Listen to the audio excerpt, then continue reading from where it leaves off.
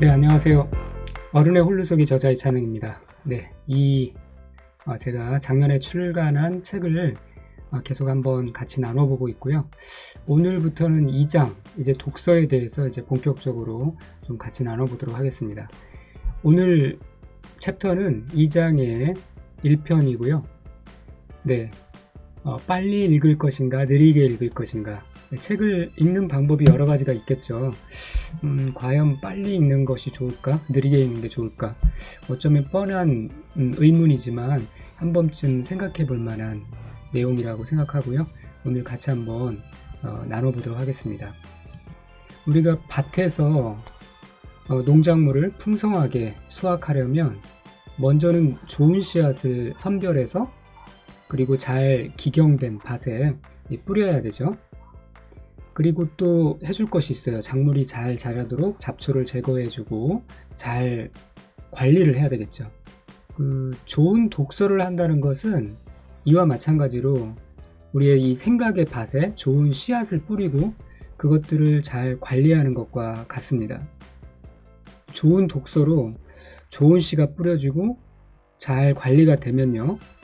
우리가 그렇게 뿌려진 그 생각의 밭에서 논리적인 언어가 나오고 또 아름답고 간결한 그런 글들이 나오고 그리고 좋은 메시지를 품은 어떤 그림이 그려지고 또 뭐 사람의 영혼을 울리는 음악이 탄생하기도 하고 그런 결과들이 나오는 거죠.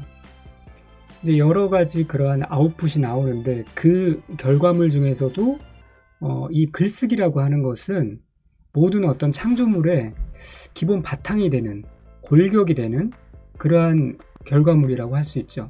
왜냐하면 이 글을 통해서 뭐 음악이라는 어떤 창조적인 작업물도 응용되고 미술로도 응용되고 뭐 조각으로도 아니면 건축물로도 그렇게 응용되고 확장될 수가 있는 것이죠. 왜냐하면 모든 이 생각에서 이제 그런 결과물들이 나오는데 생각을 이제 메모해서 그것들을 어떤 의미 단위로 묶어서 그 다음에 이제 뭐 구체적인 아웃풋으로 나오기 때문에 그렇죠. 그래서 우리가 무슨 뭐 강의를 잘하는 사람들 뿐만 아니라 화가나 음악가, 조각가, 뭐 각종 그 창조 예술 분야의 모든 위대한 사람들의 공통 습관이라고 하면 이렇게 이제 독서를 하고 글 쓰는 그러한 공통적인 특징을 가지고 있다. 그렇게 말할 수가 있습니다. 자, 그러면 뭐 우리가 이런 사실은 익히 아는 바이고요. 자, 과연 그러면 어떻게 하면 독서를 잘 하는 것일까? 그 독서의 방법을 생각해 볼 때 가장 먼저 우리가 이제 그 독서법을 분류하는 방법은 속도에 따라서 어떻게 읽느냐, 어떤 속도로 읽느냐에 따라서 그 독서법을 분류할 수가 있어요. 뭐 가장 빨리 읽는 게 이제 뭐 대충 보는 거죠. 발췌독이라고 하죠. 필요한 부분만 딱딱 떼서 보는 그런 것들. 그 다음에 이제 뭐 속독도 있을 수 있겠고요. 또 그 다음에 정독도 있을 것이고요. 뭐 여러 가지 이제 읽는 속도에 따라서 점점 느려지죠. 그렇게 다양한 독서법이 있을 텐데 제가 여기서 오늘 소개시켜 드리려고 하는 것은 이 책에서 소개한 것은 무엇이냐면 묵상 독서라는 방법입니다. 여러분 또 제가 이제 강의 중에 묵상 많이 얘기를 하는데요. 또 등장했죠. 묵상 독서. 네, 뭔가를 이제 깊이 생각하면서 읽는 독서라고 그렇게 뭐 추측하시는 바대로 생각하시면 됩니다. 자, 그런데 어쨌든 이렇게 점점 느려져가는 이러한 속도에 따라서 책 읽기를 분류할 수가 있는데 어떤 사람들은 책을 이제 다독이 좋다라고 생각하시는 분들은 언제 그렇게 뭐 느리게 자세히 생각하면서 읽을 시간이 있냐. 그래서 이제 많이 읽으려면 빨리 읽어야 된다. 그래서 이제 속독을 굉장히 강조하는 사람도 있죠. 또 어떤 사람은 그렇게 많이 읽는 것이 빨리 읽는 것이 능사가 아니라 천천히 자세히 잘 소화하면서 읽어야 된다라고 얘기를 합니다. 뭐가 맞나요? 둘 다 맞는 말이죠. 네. 이제 책에 따라서 빨리 읽어야 될 책은 정말 빨리 읽어 치우고요. 또 천천히 차근차근 읽어야 될 책은 그렇게 읽는 게 맞겠죠. 그러니까 뭐가 옳다 그르다라고 하기 전에 어떤 책이냐, 어떤 목적으로 읽느냐에 따라서 다르겠죠. 근데 이제 제가 계속 말씀드리고 있는 것은 최소한 우리가 지금 여기서 얘기하고 있는 것은 빨리 읽어치우는 그런 책이 아닌 것이죠. 네, 자세히 읽을 만한 책을 제대로 읽는 방법을 지금 얘기를 하고 있습니다. 그래서 뭐 발췌독, 속독 이런 부분은 제가 좀 건너뛰고 얘기를 하도록 하겠습니다. 네, 프란시스 베이컨이 이렇게 얘기했어요. 어떤 책은 맛만 보면 되고 또 다른 책들은 삼켜야 하고 몇몇 책은 꼭꼭 씹어 소화해야 한다. 여기서 이제 세 가지 방법이 나오는데 첫 번째 것이 예를 들면 이제 발췌독, 속독에 해당될 것이고요. 다른 책은 삼켜야 한다. 어떤 책은 삼켜야 한다는데 이것이 이제 정독쯤에 해당될 것 같고 몇몇 책은 꼭꼭 씹어 소화해야 한다. 이런 방법이 이제 묵상 독서에 해당된다라고 볼 수가 있습니다. 그래서 우리가 지금 언급할 것은 이 두 가지 정도겠죠. 발췌독은 대략적인 내용이나 그런 것들을 이렇게 습득하는 데는 효과적일지 모르지만 정말 저자의 어떤 깊은 고뇌까지 그 생각 너머의 생각까지 치고 들어가기는 힘든 방법이겠죠. 이제 다른 책 최소한 삼켜야 되는 것, 그 다음에 꼭꼭 씹어 소화해야 할 만한 그런 책들을 그런 방식으로 읽어야 된다. 이제 그렇게 말씀드릴 수 있겠습니다. 자, 그래서 어떻게 책을 읽을 것인가 독서법을 제가 이제 발췌독, 속독, 정독 이런 속도에 따라서 말씀을 드렸는데 책에는 이 발췌독과 속독, 정독을 이렇게 산에 등산하는 것에 비유해서 좀 자세히 설명하고 있습니다. 발췌독은 예를 들어서 헬리콥터를 타고 쥐 도는 거예요. 그러다 뭐 필요한 부분 있으면 이렇게 좀 가까이 다가가서 들여다볼 수도 있겠죠. 뭐 그런 정도. 제일 빠른 방법이겠죠. 속독은 차를 타고 쥐 한 바퀴 도는 거예요. 속독 역시 빠르죠. 그러나 속속들이 산을 경험했다라고는 하기 힘들겠죠. 정독은 배낭을 메고 이제 실제로 산을 등산하는 거예요. 반나절 코스로.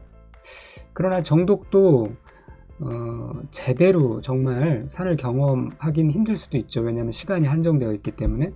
그러나 이 묵상 독서 방식은 정말 배낭 메고 텐트 가지고 이제 몇 박 며칠 산에서 그 야영을 하면서 노숙을 하면서 그렇게 산을 경험하는 거예요. 시냇물도 떠 마시고요. 거기서 밥도 해 먹고요.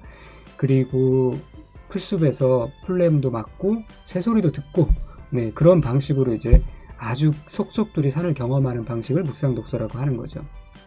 그래서 정말 전문 분야의 학습을 위한 독서다라고 하면 이 묵상 독서 방식으로 읽는 것을 추천드리는 거죠. 자, 그런데 이 묵상 독서라고 해서 무조건 천천히 읽는 것을 말한다. 그렇게 이제 오해하시면 안 되고요. 뭐 정독이랑 속도는 비슷할 것 같아요. 그러나 좀 더 많은 시간을 들여서 또 필요하다면 반복해서 이렇게 본다는 특징이 있는 것이죠. 저부터도 그 묵상 독서로 책을 읽을 때 무작정 느리게 읽지는 않습니다. 읽는 속도 자체는 이제 정독의 속도와 비슷해요. 그런데 일반적으로 정독보다 묵상 독서 시간이 뭐 2배 혹은 3배 정도 더 걸리는 이유는 독서의 속도 때문이 아니라 문장과 구절을 생각하고 메모하며 반복해서 읽는 시간 때문에 그렇습니다. 왜냐하면 사실간의 어떤 인과관계를 파악하고 나름의 제가 읽어가는 그 순서에 따라서 논리 구조를 만들어가면서 또 필요하다면 이미 알고 있던 선 지식을 불러들여서 또 그것들을 같이 융합하는 그런 작용들이 막 복잡하다는게 책을 읽으면서 같이 이루어지기 때문에 그래서 이제 늦는 거죠. 단순히 읽는 속도가 뭐 느리게 읽는 게 이제 방법인 것은 결코 아닌 것이죠. 왜냐하면 정상적인 속도로 읽어야 집중을 하게 되는 것이지 그 느리느리 읽으면 졸리잖아요. 그게 이제 좋은 방법은 아닙니다. 적절한 텐션을 유지할 때 더 집중이 잘 되는 거죠. 자, 오늘 말씀드린 거 다시 정리하자면 책에 따라서 이제 발췌독에서 묵상 독서까지 속도와 방법을 달리하면서 책을 읽어야 한다는 것이고요. 우리가 만약에 제대로 읽어야 될 책인데 그 책을 발췌독식으로 속독식으로 읽는다면 그 책은 결코 알맹이를 보여주지 않을 겁니다. 아무리 좋은 책도 그렇게 대면대면 읽어서는 그 알맹이를 속사를 제대로 보여주지 못할 것이고요. 그 결과 별로 좋은 책이 아니네, 그런 결론을 낼 수밖에 없을 겁니다. 그런데 약간 좀 부족한 책이라 할지라도 정말 제대로 읽으면은 그 책의 진수와 함께 미처 그 저자가 그 의도하지 않은 부분까지도 우리가 캐치할 수 있기 때문에 생각외로 많은 유효한 것을 얻는 경험을 하게 될 것입니다. 그래서 이 묵상 독서 방식으로 책 내용을 낱낱이 이렇게 섭렵하는 것은 책의 정수까지 깊이 파고드는 강력한 방법이라고 할 수가 있죠. 그래서 우리가 최소한 어떤 전문가를 위한 독서, 전문 지식을 이제 함양하기 위한 그러한 독서, 그래서 정말 공부하듯이 읽는 독서라고 하면 책을 1년에 50권 읽었다, 100권 읽었다 라고 자랑하는 게 능사가 아니라 좋은 책을 얼마나 잘 소화하면서 읽었는지, 그것이 관건이라는 거죠. 자, 그렇다면 1년에 예를 들어서 5권만 제대로 읽어도, 아니, 한 권만 제대로 읽어도 가치 있는 독서를 한 것이다, 그렇게 얘기할 수 있을 것입니다. 그래서 앞으로 독서를 하실 때 앞으로 정말 제대로 된 독서를 하셔야겠다라고 생각하면 묵상 독서라는 낱말을 좀 기억해 주셨으면 좋겠고요. 그렇게 산을 느긋하게 제대로 이곳저곳을 다니면서 필요하다면 자세히 들여다보면서 싱그러운 풀과 꽃냄새를 맡고 또 시냇물 소리를 듣고 그리고 산새 소리를 들으면서 온몸을 통해 산을 그런 경험하는 그러한 방식으로 독서를 하시길 바라면서 오늘은 이상 마치도록 하겠습니다. 다음 시간에는 디지털과 아날로그 방식의 독서에 대해서 같이 좀 한번 나눠보도록 하겠습니다. 이 부분도 좀 한번 같이 충분히 나눠볼 만한 가치가 있겠죠. 네, 감사합니다. 다음 시간에 또 뵙도록 하겠습니다. 안녕히 계세요.